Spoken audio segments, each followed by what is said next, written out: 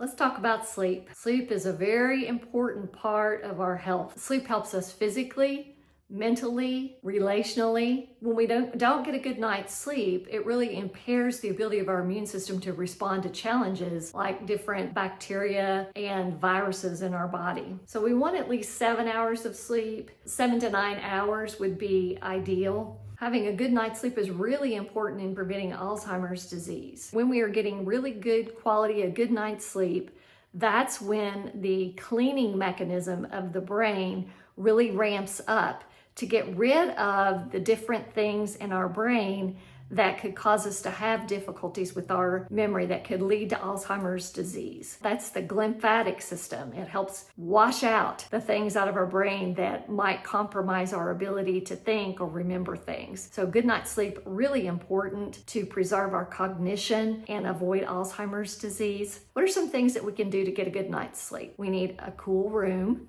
so 65 to 68 degrees. We need a really dark room.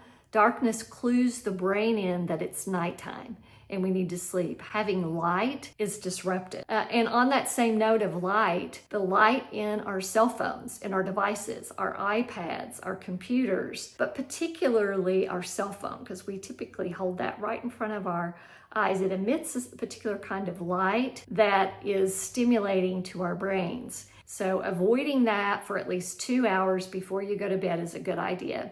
You also want to avoid email. If you think that you're going to be receiving work emails or other information that might be disturbing to you, or if you're looking through social media and that just makes you feel bad or gets you upset or angry, just avoid that. You don't want that before you go to bed. You don't want to get all riled up. And that includes television shows or books that might be scary or have things in there that are just disturbing.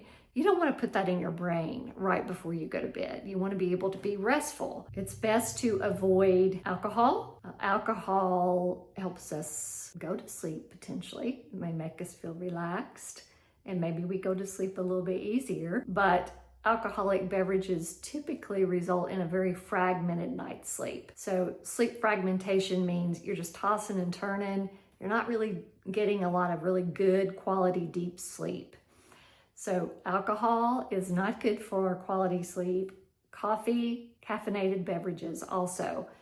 The half-life of caffeine is around 5 to 6 hours, which means you still have half of the effect of the caffeine 5 to 6 hours after you consume the caffeine. So it might be a good idea just to switch to decaffeinated. Dr. Michael Walker is perhaps the world's foremost expert on sleep. He wrote a really interesting book. He recommends that we just switch to decaf. While we're talking about consuming things, it would be best not to consume a heavy meal 2 to 3 hours before we go to bed, particularly a rich meal that has a lot of saturated fats in it, like really heavy, or foods that give you acid reflux, things like citrus, tomatoes. Alcoholic beverages will also do that, dark chocolate and peppermint. So you want to make sure you have a really good quality mattress and pillow that is very comfortable for the entire night's sleep, provides good support, the kind of support that your body needs, so that's a very personal decision. Following a routine bedtime is also really important. Routine bedtime and wake up time. That kind of sets the rhythm in your body,